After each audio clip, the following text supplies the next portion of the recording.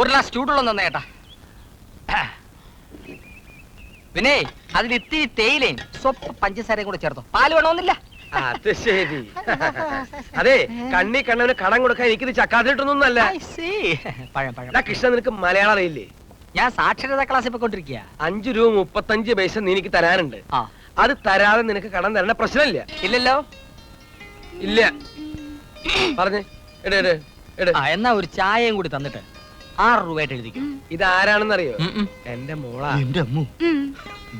പകലില്ലാതെ glass കഴിയും മേശ തുടച്ചും ഞാൻ കഷ്ടപ്പെട്ടുണ്ടാക്കണ കാശേ ആർക്ക് വേണ്ടെന്നറിയോ? എന്റെ മോൾക്ക് വേണ്ടിട്ടാ. മോളെ, ആ പുള്ളി പശുവിനെ മാറ്റി കെട്ടിക്കേ. പശു പറ്റതാണോ? നീ പോടാ.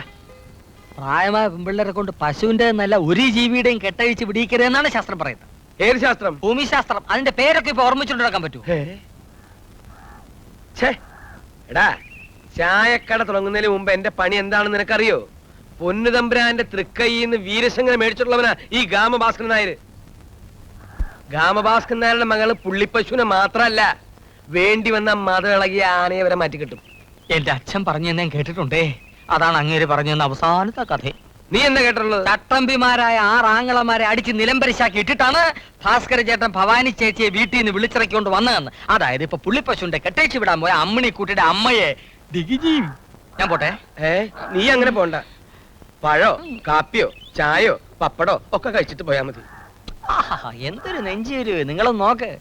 ഗാമ ഭാസ്കരൻ നായർ എന്ന് പറഞ്ഞ അക്കാലത്ത് വെള്ളക്കാരായ ഗുസ്തിക്കാർ വരെ വിറയ്ക്കും. നീഗ്രോകള് നടുങ്ങും, അറബികള് കിടുങ്ങും. ഇതായട്ടെ, ആവശ്യത്തിന് ഇതിലുണ്ട്, കഴിച്ചോ. പഴം തലയിലുണ്ട്. തലയിലോ? മേലെ. പൊങ്കമ്മാസ് കട തുടങ്ങിയ എന്റെ സിഗ്നലാ. ഇപ്പൊ ഇങ്ങനെയും പൊങ്ങച്ചൻ പറയുന്ന ഒരുത്തൻ.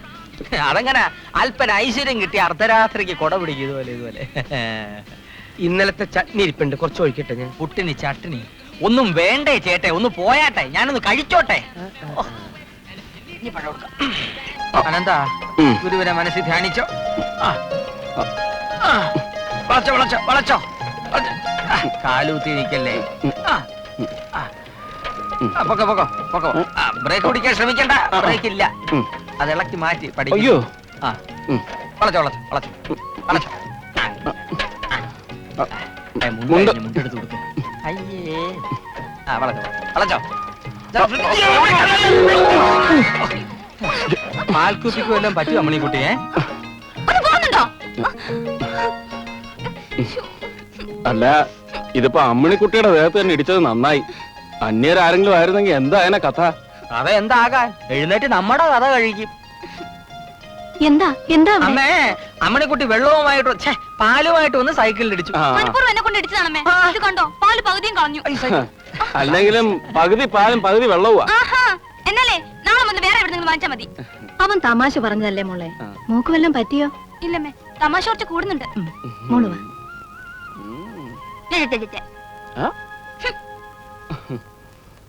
കൃഷ്ണ വാ, തുടങ്ങാം.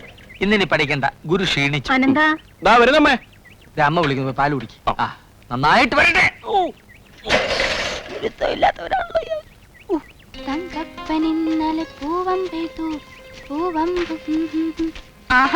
ടൈപ്പ് പഠിക്കാൻ പോവാണല്ലേ? ഞാൻ അറിഞ്ഞു. ഈ വെയിലത്ത് ഒത്തിരി നടക്കണോടി.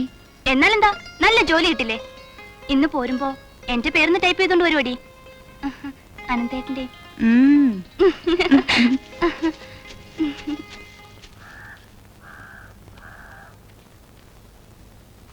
അകത്താളുണ്ട് മനുഷ്യ, അവിടെ ഇരിക്കേ. സത്യം പറഞ്ഞ വൈദ്യര് കൈപുണ്യമുള്ളവനാ.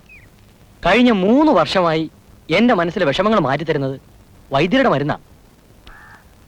അവിടെ ഇരിക്കണം. വായ തുറക്കൂ.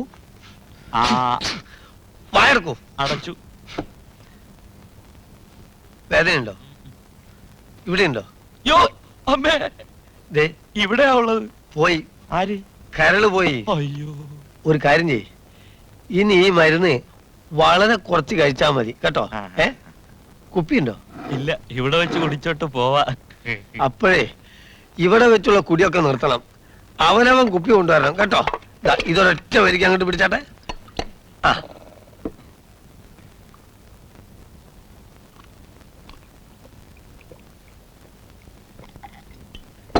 എങ്ങനെയുണ്ട്? ഇതാണ് കൈപ്പുണ്യം കൈപ്പുണ്യം എന്ന് പറഞ്ഞേ. അതെനിക്ക് സ്ഥലം കാര്യാക്ക്. നെക്സ്റ്റ് അടുത്ത ആള് വാ. ഒരു സിഗരറ്റ് തന്നെ. നമ്മളെ നമ്പൂരി മാഷുണ്ട് അവിടെ? ഇല്ല, ഇതേത് മാഷക്ക? മാഷകല്ല, എനിക്ക് തന്നെ. നിസകരിസ മുഴപ്പാലിന്റെ മണം മാറിയില്ലല്ലോടാ. അതിന് മുമ്പ് സിഗരറ്റോ?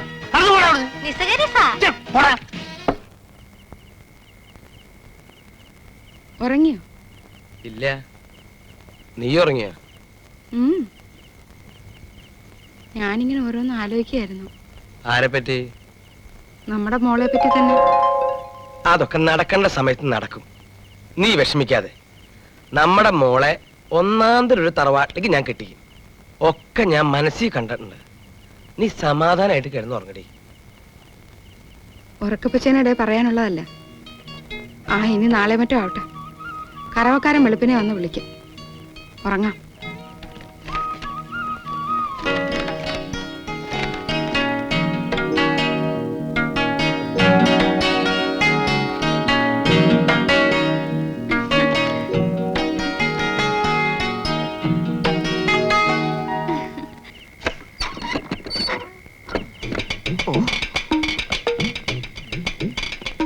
അമൃതം, വഴിവക്കിലെ വിളക്കുകളൊന്നും അണഞ്ഞിട്ടില്ല.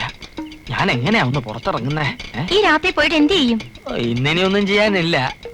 ഇനി ഇവിടെ ഞാൻ നിന്നാ പെർമനന്റ് ആയിപ്പോ. നീ പെറും, അതോടെ എന്റെ ചീട്ടും കീറും. എന്നാ പിന്നെ ഇറങ്ങിപ്പോ. നീ തോർത്തിങ്ങോട്ടിട്. ഞാൻ തലവഴി ഇട്ടിട്ട് മൊണ്ടി പൊക്കോളാം. ആരെങ്കിലും കണ്ടാ ആ മൊണ്ടി ഈപ്പച്ചനാണെന്ന് വിചാരിച്ചോളൂ. എന്തൊരു ബുദ്ധി. ഞാൻ നാളെ ഈ സമയത്ത് വരുവേ എന്ന് സ്വന്തം മകൻ കേശവൻകുട്ടി. അപ്പൊ എല്ലാവരും കേട്ടല്ലോ.